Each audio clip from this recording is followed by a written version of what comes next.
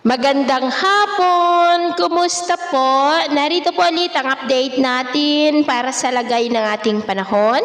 Ngayong hapon po ng June 25, 2026. Sa ngayon po ay tuluyan na nakapasok sa Philippine Area of Responsibility ang bagyong Higos at tinawag na po ito sa local name na Gardo. Nasa layo po ngayon ng 1,510 km east ng Santa Ana, Cagayan.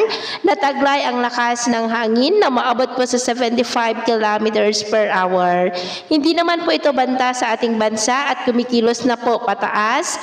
Maging ang bagyong Francisco ay nakalabas na po ng PR at palayo na po ang dalawang bagyong ito. At maliban dyan, posible pa na may isang sama ng panahon na mabubuo mula sa kumpol ng kaulapan na nandito.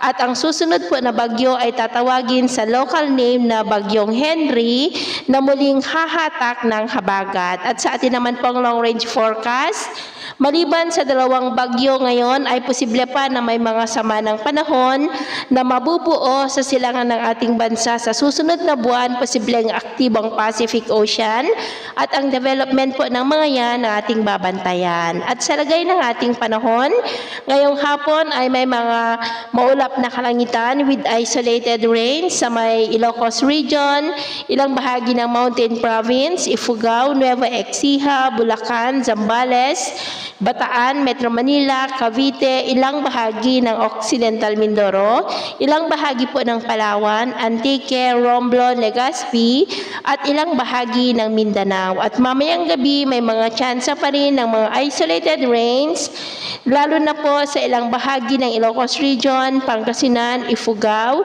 ilang bahagi ng Mariveles, Camarines Sur, Occidental Mindoro, Antique, Capiz, Dumaguete, Cebu, Tacloban at sa Mindanao.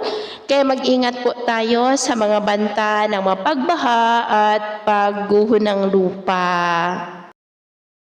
At sa atin naman po mga baybayin, dahil pa rin sa bagyo ay maalon pa rin po sa mga baybayin ng Batanes. Kaya hanggat maaari ay iwasan na muna natin ang papalaot dyan para mas makaiwas sa mga sakunang pangkaragatan. So ito nang latest update natin sa araw na ito. Ako po muli si James na nagsasabing sa kahit na pagsubok po na darating sa ating buhay, huwag na huwag po tayong mawawalan ng pag-asa. Thank you and God bless!